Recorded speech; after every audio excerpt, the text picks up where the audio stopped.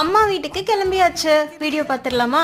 Night இங்கே சித்தூர்லேருந்து சென்னைக்கு வந்து அக்கா வீட்டுக்கு பஸ்ஸில் வந்து கிளம்பிட்டோம். அக்கா வீட்டிலேருந்து நெக்ஸ்ட் டே மார்னிங் வந்து ட்ரெயின் இருந்தது, அதுக்காக வந்து கிளம்பியாச்சு.